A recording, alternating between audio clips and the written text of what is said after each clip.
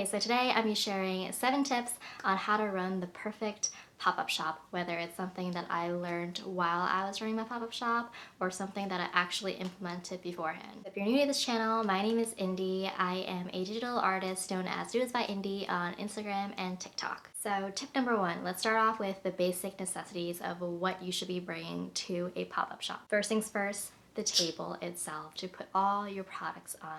You want to know how big or small the table is going to be, whether it's your own or the host's table, just so you can understand how many products you can fit on the table, whether it's like acrylic stands for your table, or if it's a very small table, you might want to consider investing in a vertical stand for your products. Next item is a stool or a chair for you to sit on. However, now that I think about it, during my pop-up shop, I feel like I barely sat, and if I did, it was during a downtime that really never happened. For a majority of the pop-up shop, I felt like I just want to stand and talk to my customers rather than sit down, because I thought it was kind of awkward that they were standing up talking to me when I was sitting down. Next item, snack and waters. So for me, my pop-up was only about 4 or 5 hours, and it was right after lunch, so I didn't really touch the snacks that I brought, but I definitely touched the water bottle because I felt like I was talking a lot with the customers, and it was straight up 4 or 5 hours of talking to people. So definitely bring a water and chapstick. So if you were to have a longer pop-ups or booths, you definitely want to bring some water and some food, because the last thing you want is to be hungry and thirsty and have no energy to talk to your customers. Next thing to bring is a tent if your area permits it. I know some booths allow it, and actually some of them require it, so definitely make sure you have a tent handy, especially if your pop-up or booth is going to be outside. You want to make sure that you combat any wind or rain or whatever weather you're dealing with during the day. Also, if you are going to be doing this pop-up by yourself and setting everything by yourself, which definitely don't recommend, always have a friend or someone in your family to help you.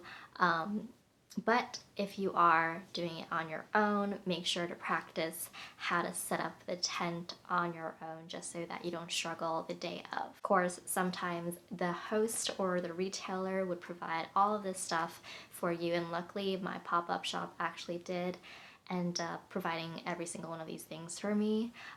But most of the time, it's all on you, so make sure you bring all of these essentials to your next pop-up or booth. Okay, the next tip is to lay out your merchandise and your product on your table at least a week before the event happens. Do some research on how you want to display your products and what you might actually need to get, especially if it is your first pop-up or your first vendor booth. So definitely do some TikToking, some YouTubing to see what products or what displays other people use for their table. For stickers, do you want to have a stand, or do you want to just have it lay flat on the table, or do you want to have it in a bag hung up somewhere? So for me, I wanted it to be on a acrylic stand so that the customers can easily see all the different stickers that I have. Plus, having it on an acrylic stand, at least for me, I had a very windy day. Had I had my stickers on the table itself, it definitely would have blown away. So you want to consider the weather you might experience during your pop-up event. And also, when you're laying out everything on your table to practice, you'll see the things that are missing.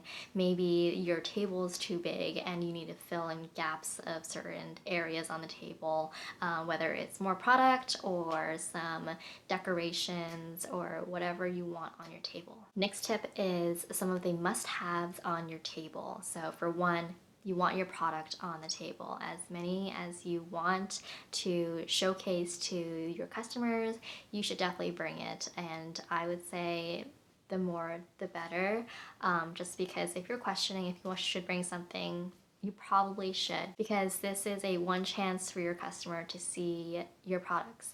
Had you not bring a certain sticker or pin or keychain, that customer might have missed out on it if it was on your website, but you didn't bring it to the pop-up event. Next up, you want to bring a pricing list.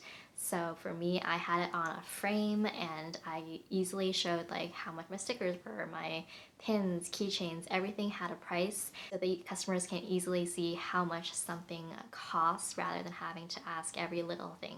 The next thing that I brought was a frame that showed where to follow me, but you could also bring business cards to hand out. I know some people staple their business card on a bag and give the customers that bag with the product inside so the customers know exactly where to follow them. But for me, my products are very small. It's like stickers, keychains, you know. A lot of people actually didn't even want a bag, so luckily I didn't do the business card route, but if you were to have bigger items where it's probably necessary for the customer to have a bag to carry their merchandise, I think the business card would be a good idea. But again, for me, my products are very small. Everyone just wants to put their sticker or their pin in their bag and paid and walked away. So it was nice for me to have a frame and a QR code for the customers to easily follow me that way instead. So going back to the bag options, if you have a variety of items that you're selling in various sizes, for example, if you were to sell a sticker and then on the other side, like clothes, you might want to consider the different bag options. So someone who is buying stickers may not want a big bag that would have carried clothes, you know? So you want to have maybe different sizing options for those different customers that are buying different things. And then lastly, I would suggest having additional decor. So for me, I had little plants, little plastic plants that I got from IKEA to place on my table, and luckily my pop-up shop was actually at a plant store, so it definitely made sense to have those little plants as my decor. I think having decor on your table just adds an extra touch, an extra like pop of color onto your table, so definitely recommend having some sort of decor on your table. Plus, having decor makes it more appealing for your customers to walk on over. The next tip is to offer your customers a variety of pricing options. One, not everyone pays in cash. Not everyone pays in credit card or Venmo. I've gotten all the different options during my pop-up shop, surprisingly. For me, I've always paid people in credit card. I don't really carry cash, but some people do, and when your products are like $1, $5, like it's so easy for someone to just pull out $1 from their wallet and pay you that way rather than use a credit card to pay $1. So definitely have that option for people. So for me, I had another frame printed out of the different payment options I accept. For me, I use cash, the QR code, and it will lead to my Venmo account. And then lastly, I use the Square reader that was attached to my phone. And the biggest tip is that you can actually get the Square reader for free. So once you make an account, they actually send the first Square Reader to you for free. And that made it so easy for me to accept credit card payments. So the next tip regarding payment options is to price your products to the nearest dollar, which I didn't really think about until the day of when I was printing out my pricing sheet, because on my Etsy shop, everything is priced to like the nearest 50 cents, whether it's 150, 250, you know. So I thought I was gonna do the same thing for my pop-up shop, but I realized that no one carries change around these days, and you also don't want to be carrying change to pay back someone if they had a $2 and the product is 150. At least for me, I didn't want to carry like a bunch of change while also carrying all my products, so it's so much easier to just price that $2 instead of 250, you know. So that was my biggest tip when it came to pricing my products, just having it to the nearest dollar. Okay, so the next tip is having a elevator pitch for yourself. Who are you? What are you trying to sell? Why should they buy your product? Because I feel like if you don't have an elevator pitch, people are just going to be scanning your products and walking away. I found that out pretty quickly because I am definitely more of an introvert, and I just say hi to customers without having an actual conversation with them. But once I started talking to them more, just saying who I am, what I do, they were more inclined to actually purchase my product. I was saying how I'm a digital artist, I drew all of these things and made all of these things, and they realized that, oh wow, these are not just mass produced items that this girl is selling on the street, you know. It's actual product that she made. And for the community that I was in, I think a lot of people really value these unique items, rather than having something you can buy at a big box retailer. And plus, when you're doing a pop-up shop, a lot of the time customers are buying your products on an impulse buy. For example, I was doing my pop-up shop at a plant store and my table was literally outside the store. So I feel like a majority of the people who went to this plant store went in with the intention of coming out with a plant. They didn't come to see my pop-up shop and was like, I'm gonna buy one of Indy's products. They just went to the pop-up, or they just went into the plant store, came out, saw my product, and then decided that they want to buy.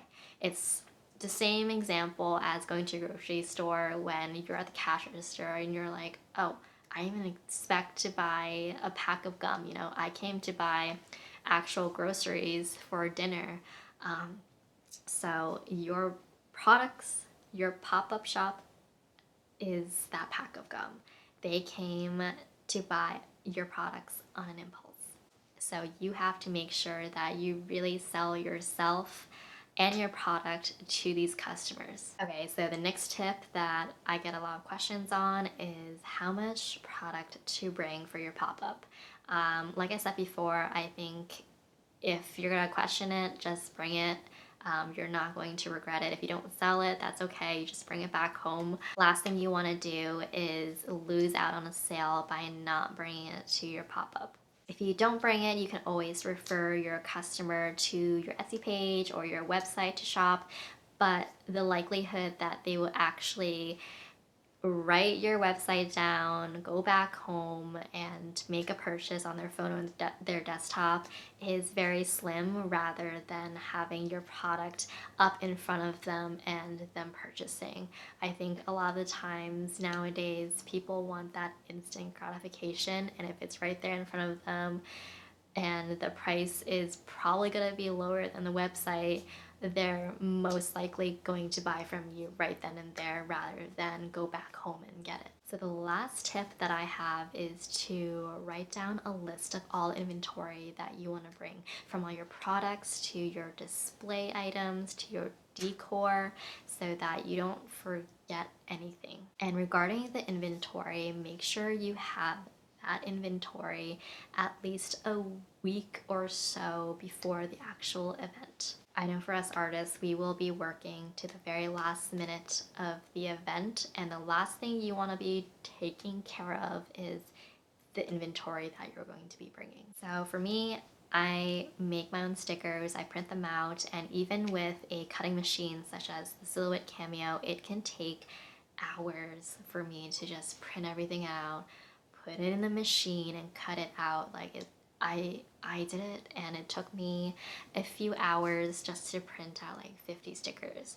So learn from a mistake and print out some of your stickers and cut them out a little each day before the event and not the night before. You'll save so much time and stress by not doing it last minute, I swear, because I did that and I regret it, because the morning of I'm like, oh my god, did I bring this, this, and this, and do I have enough inventory? But luckily everything worked out.